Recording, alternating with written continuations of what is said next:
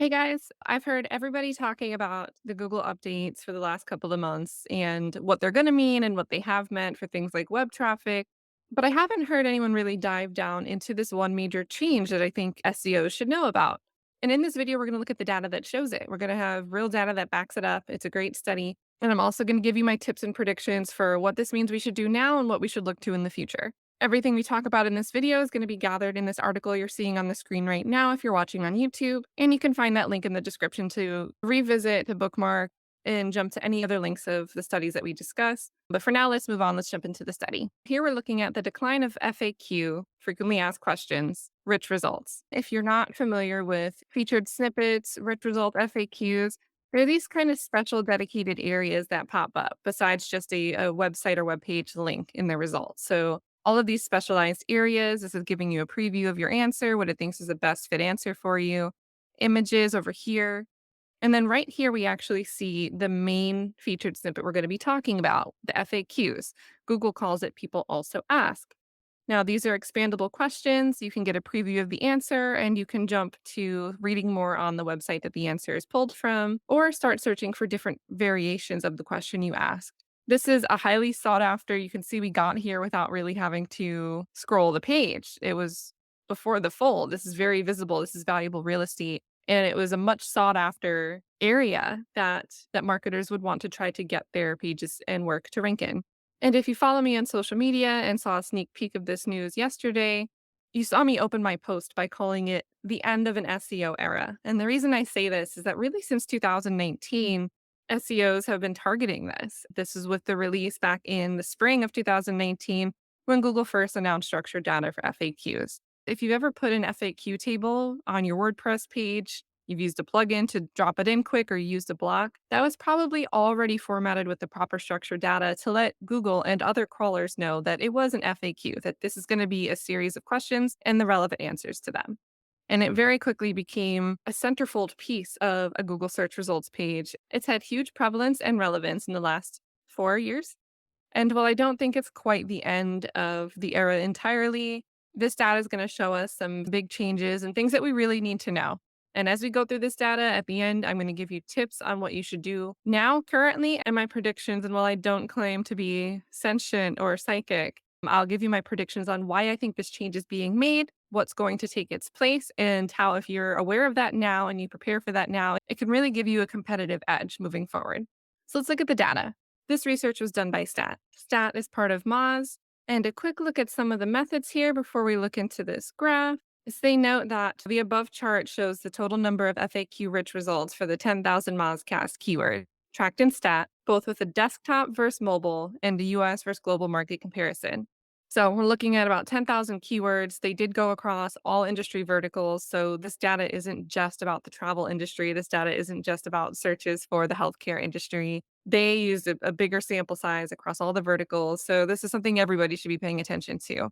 Now, if you look at this chart, the FAQ rich results count, on the y-axis, we're looking at increments of 1,500 for the number of occurrences. And then we're looking at a time frame starting, I guess you could say, a little bit before March 1st, 2023. So partially into February is where this chart starts. And right away, you can see this red and blue line. Red's going to be the US, blue is going to be the global smartphone markets. So the smartphones had their FAQ placements drop off sometime at the beginning of April 2023. And when it comes to desktop, they had it looks like 30 days almost. It's like the same amount of distance slightly after May 1st here. You see the US desktop and the global desktop placements for FAQ rich results drop off. Now, there is this little blip here. It looks like they might have rolled out cutting off this feature at the end of March. And then they're like, nope, hold on. We're just going to do it for mobile first. So there's that. But anyway, you can see this is hugely significant. I mean, we're over 4,500 occurrences of FAQ showing in a rich results up until May. And then that drops down to, let's say, about 2,000 occurrences. It looks like just a little bit more. It looks like just about a third of the way above the 1,500 occurrences mark.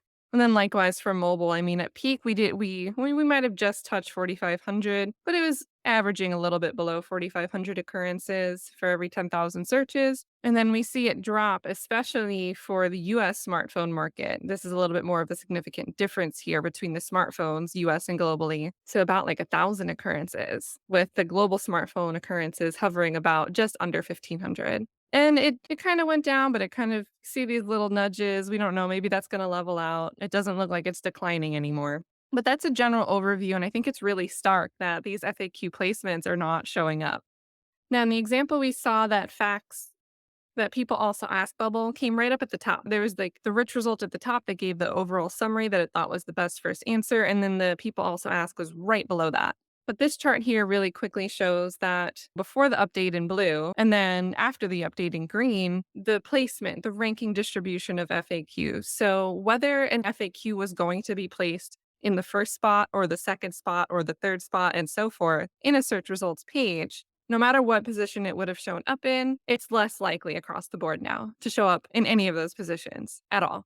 And I don't know about you, but I don't think this is much to worry about if your FAQs are very specific to the question, if they're quality questions and quality answers. This might actually lead to better visibility if the quality of your content and the conciseness and the relevance of your FAQs is really high quality. I think what this will do is probably weed out a lot of AI and canned copy, repetitive content, and they're kind of generic answers. There's no firsthand experience, there's no real expertise or knowledge. They're all just summaries of information scraped from somewhere else. So, this green stuff, I think if you have quality questions and answers, Google might just be weeding out the low quality, non authoritative, no experience, no position, no horse in the race type of FAQ content spam that was flooding out there just to rank in these positions. So this is a huge difference, but if your quality is good, this might end up being beneficial for you.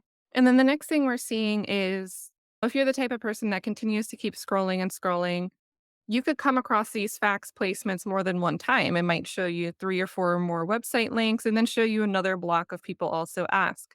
And what Stat found is that's still happening. So it isn't quite as often that you're seeing these fact snippets appear through as you scroll through a search results page, but there are still multiple placements of this rich snippet.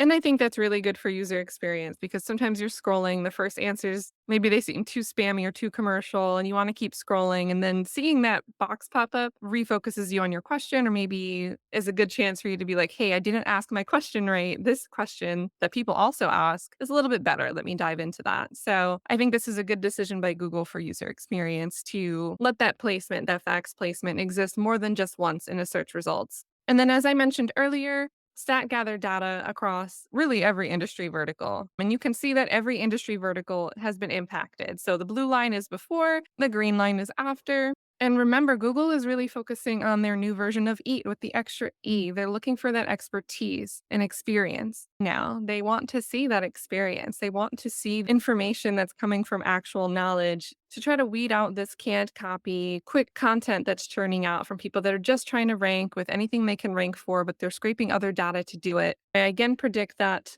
these green opportunities, these opportunities that still exist, if you're meeting the EAT criteria, you might be at an advantage to get into these opportunities, these spaces that are still being maintained. If you don't have quality content, or maybe you have quality content, but you're missing some SEO juice to really let the search engines know that it's quality content, you might fall into this blue area that we're losing. You might be weeded out. So, this is a great time to go and update your old content. We're going to talk about it a little bit more at the end of the video. But I think it's worth repeating because maybe you're tuning in and tuning out and doing something else while you listen to this. Great time to revisit your content, update your content, and if you frequently write in a third person point of view, this could be a good time to go back and use authoritative and experiential language like in my experience, or after I did this, I learned that blank. That first person language is a great signifier to Google that you are speaking from real experience in the real world and you're not just some AI scraper scraping someone else's information and writing it to get search rankings for yourself.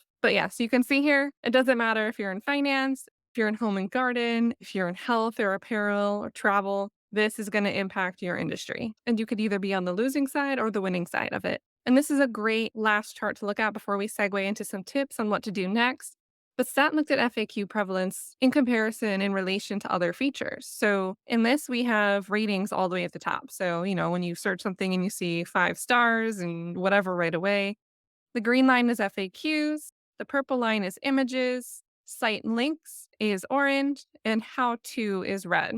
So right away, you can see how to's haven't really been impacted. And I'm going to do a little experiment right here because I actually overlooked this when I first looked at the chart. But site links had a dip. This orange line had a dip sometime after April 1st. Now, site links are when you do a Google search and underneath the main website name that you can click, it also says things like about and contact and blog. And you can click each of those kind of sub site links that show up in the search results page. That's what site links refers to. So they're cutting that space out. And that was a pretty hefty chunk. It used to be like a big square right under the search results. So basically, if you ranked first and you had those, you kind of got a lot of real estate for that. But I'm wondering, maybe we won't see that for things. Let's think of a brand name. I don't know, would like Fandango come up with this? Yeah, so we see like site links right here showing here. So they are still being used, but I predict that when you're searching the brand name, they're going to know your intent is to look at things about that specific company. So they're going to still show you these different site links, the basic top level site links to help you navigate to what you need to know about that company or brand name. But if you're not doing a brand specific search, or maybe you're doing a search with a brand term in it, but there's a lot more specific intent there, I wonder if they'll cut this out. So let's see. Fandango, what came out this week? An Oppenheimer. So look, that's a much more specific search term. And now they're not dedicating any of this result space to all those top level site links. We're just getting actual page results that it thinks are relevant. Right away, we see Oppenheimer tickets and Showtime. And then it's going into different types of theaters and locations we can search by to pick the tickets that we want. Yeah, that was cool. A small little example that's by no means a good sample size to say that my theory there has been tested, but we did see it work for one example. So, yes, site links, top level site links will probably still be important for people doing a brand name search without any like real intent qualifying keywords within that search query. That's my prediction. It worked in that example. It could be really important for you to know that if you look at the keywords that people use to get to you and you see most of them aren't just searching for your brand name, you won't necessarily get as many of those other site links in search results for long tail keyword phrase searches. But moving on, what really stood out to me is you kind of saw facts and ratings have this little dip right before April 1st, like same time that we saw that weird drop before the mobile decline in the first image that we looked at. But once we get over to May and we're like, okay, this FAQ thing is really happening. They're weeding out the garbage content. I think that's what they're doing. They're making it less prevalent and they're giving it less valuable real estate. We see this purple line shoot up shortly after. And that purple line, it's kind of blue, but it's purple. Who knows? Is images. And when I saw this really had my mind going. So, this is a great time to segue into things you can be doing now to make the most of the opportunities that are going to continue to be there, the opportunities that are probably going to increase, and the opportunities to remain competitive while Google's trying to weed things down and trim things down and prune things down. The opportunities that you can take advantage of the space that's remaining, that real estate space that's remaining for SEO rankings in featured snippet areas. So the first thing I want to talk about is images. So number one, if you're not already using images in your web content, in your posts, or anything else that can rank on Google, you should be. And try to use original images. If you're going to be featuring images from other places, make sure you give the proper citations and backlinks when necessary. You can also go in and dress it up, create an infographic, put a quote over it, change it up a little bit. If you can't use original content, either cite it properly, frame it up in a new image, and still cite properly if you're still using someone else's information. Make sure you have the usage rights. Look for user generated content. So if you have customers that want to submit a picture of them wearing your product and you give them a coupon in exchange for it, that's original content. You're not the one that has to create it. Your actual customers doing it and showing themselves using your product in the real world. User generated content is going to be original content in terms of how Google's going to look at it. Try to use unique and original pictures. The next sub tip within that is optimize your images. Use a descriptive file name, enter a description of the image. And this isn't just for SEO, but you should be using alt text. It's great for accessibility, especially people that use like read out loud descriptions. And a good reminder here is If you use an image heavy social media platform like Instagram, you can go and edit the picture to add alt text to the pictures that you're posting on Instagram. And sometimes the pictures you post on social media, if you describe them correctly, could come up as a Google search result. So these tips don't just apply to if you're a blogger or if you have a website and you're putting up pictures on your website. This also works if you're an influencer creating content and uploading content to a social media platform that uses images. Take advantage of those features. Describe what your post is about, use the good keywords in the caption, and use alt text when available to describe what's in your picture. And three, if you're going through your old content to update it, you're going through your old blog posts, check and optimize what you already have. So go and optimize your images, even the logo on your website. Make sure it doesn't just say logo.file type. Make it say your brand name dash logo.file type. Because you never know if someone's doing a collaboration with you, if you work with a local newspaper or if you do a podcast with somebody, they might want to Google your logo so they can use it on their show if you didn't send them over your media assets. Own that real estate. Get people to find what they're looking for. Go through all your images, go through your old posts, optimize what images you already have. And if you don't have images, or if you don't have enough images, or if there's an area where an infographic could really be beneficial, create it, add it, optimize it. Because this opportunity, when we get to my prediction section, I think this opportunity is going to be bigger and it's already a big opportunity. We're already approaching the 10,000 number of occurrences mark on this chart. Moving on from that, what you can do to optimize your facts. So, do I think facts are over? Absolutely not. Facts are an incredibly important part of the user experience. Whether Google wants to show them in a search results page or not, even if Google got rid of the people also ask section entirely tomorrow, I would still say you should have facts on your website. You should even have facts on specific product pages, and you might even want to have facts on informational blog articles. Facts are a great way to give the user the information they're looking for. Facts are also a great way to tell search engines whether they want to feature your fact in a rich featured snippet area or not. Web crawlers can still learn what your page or your post is about based on what's in that fact section. Facts also help you or your content creator, your copywriter, stay organized. It's a great way to say, hey, here's this 3,000 word article on this topic. Well, does it cover all the bullet points? Does it answer everything? Well, if you can't create a facts out of your informational guide, you might want to edit it and optimize it a little bit better. So, facts are also just a great writing tool to make sure we're writing concisely and thoroughly. Facts also can cut down on the amount of people that get confused and exit your site or the amount of support questions you might get because they can't find the answer. And if 20 people have the same question, you could just put it in a fact section. And if you don't, you might lose 10 people and another 10 people might send an email into your support team. And now they have to handle those tickets when someone could have just been making a purchase or clicking through to the content they wanted because it was right there in front of them. So I will never, ever say that it's the end of the facts era. But to take advantage of the reduced opportunities to rank on a search results page, go and optimize your facts. Make sure they're quality answers. When necessary and applicable, use actual experience and data and insights. This update really makes it important to have unique and valuable and quality Q&As on your website. Remember, we're not getting rid of facts and search results pages. We're just seeing Google weed out the low quality answers. And then the last tip about facts that I have is, and again, all of this stuff is in my write up. If you want to go back and revisit this or just read it because you digest it better in text, look for that link to this blog post in the description. But the last thing I want to say about facts is Google announced a few months ago that social media popularity, social media shares are going to become a big signal to Google that your website content and your blog posts are worth ranking.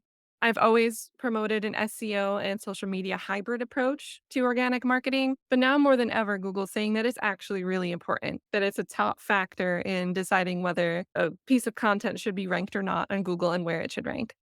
Facts are a great place for you to come up with content ideas and to start sharing things from your website to your social media and to get people to go from your social media posts, which may be quick tips, to click here and read more for an in depth deep dive on your website. Starting with a question like, hey, how do I create a facts section on my website? I could write a whole blog post on that and I could create an infographic that I could share as a post to Facebook and Instagram. It's an image post, it has a little bit of text, and the CTA is for the complete guide here at this blog post. Well, Google sees that post was shared to social media. There's value there. It's getting shared. If it gets reshared by anybody, that looks even better. And I'm also letting users find enjoyable content while they're scrolling. And if they want to learn more, they can click through. And that's really good traffic, right? When someone clicks through from a social media post, they trust what you've already told them. They want to know more. And as long as your full guide on your posts is about what you're telling them it's about, they're not likely to be a bounce. They're going to actually read that content. They're going to have great time on page. It's going to be great signals all around. So, facts are a great place to get inspiration for content ideas for social media and a great way to say, hey, here's one of the 3 things that's covered in this blog. You read this whole post about it. If you want to dive in deeper, go here, look at my website, spend some time on that page. So, that's it for that. Really, what I want to end with is my prediction on why I think this change in the FAQ space is really what they're targeting, as well as now we've learned the site links part. Those are big chunks of space. And my prediction is that Google wants to clear up space for their search generative experience, or SGE. It's still in labs, but it's like sneaking in, it's seeping into Google search results. This is where when you search for something, it almost becomes an interactive experience with Google. Bing has rolled this out pretty heavily. If you do a search on Bing, a big search generative experience chat rolls up and they start answering your question for you. You can test it out in the labs here, but it's just my speculation. They're getting ready to clear up some search result space to put in their own SGE. And that might be good for the user. It's something that as marketers, we will have to look at as an obstacle and we will have to look at dealing with that because Google will be using its technology to scrape content and use AI to generate answers. And it is something that as marketers, we need to be aware of. The future is happening. And if it's a better user experience, and Google has the power to do it, we can't expect them to only show our content to people forever. They're going to want to try to make this space and give these placements to its SGE technology. I also think that's why we're seeing such an increase in the prevalence of images in search results is because AI has a little bit more of a ways to go to being able to curate proper image results for informational and transactional searches. So, if you don't even want to tackle the FAQ competitiveness, you should definitely be looking at images and original content, rich media on your website and your blog posts. Videos are also really great. If you're not doing video content, this is a great time to think about if you want to start to. If you are doing video content, but you haven't been working it into a blog or SEO strategy, this would be a great time to say, hey, I should write a blog post about what I talk about in this video, and I should go and embed this video there so people can watch and learn more. Because remember, YouTube is Google. It doesn't hurt Google to send someone to YouTube because they can make money by sending someone to YouTube. I do recommend letting YouTube be your host because Google's going to want to send people to YouTube faster than they'll send someone to any of the other video hosts out there. But that's all I have today. I thought this was really important news. I'm curious what you think. I'm curious if you've noticed your Google scrolling experience, your search results scroll experience change at all in the last couple of months. What do you think of the data and what do you think this means for you? Are you happy about it? Are you frustrated by it? Do you have any predictions? What's your rationale? Because what I think is going to happen is only my thoughts, but you might have a perspective that other people would want to hear. And thinking together is how we can come up with better ideas together than alone. So comment your thoughts, comment your perspectives, and make sure on the way out you hit the like button if you've made it this far. It really helps my channel grow and if you aren't already subscribed, I hope today is the day I earn your subscription. I'm currently, if you follow me on social media, you already saw the link to my free 58 hook template workbook. I'm recording a video on copywriting for hooks to write catchy hooks to get click-worthy posts on social media. So if you subscribe, you'll see that video come up in the next few days once it's published and edited. So if you subscribe, you'll see that video next in the next few days. And I also just finished recording a tutorial on one of my favorite free keyword research tools. If right now you're really looking to optimize your content or to create new content, this tutorial is a 30-minute or less. Like I joke that I could make brownies in the same time it can take you to use this tool to roll out a content planner. And I'm going to show you everything from the keyword research to the organization to the content planning. So those 2 pieces of content are coming up next. I hope I've earned your subscription from this video or that those upcoming ones entice you enough to hit that subscribe button. And again, if you want a sneak peek at the things that I post, you can connect with me on socials. Those links are always in the description. And I look forward to any of your comments and hopefully you tune into another video in the future. So see you next time, I hope, and happy brand hacking.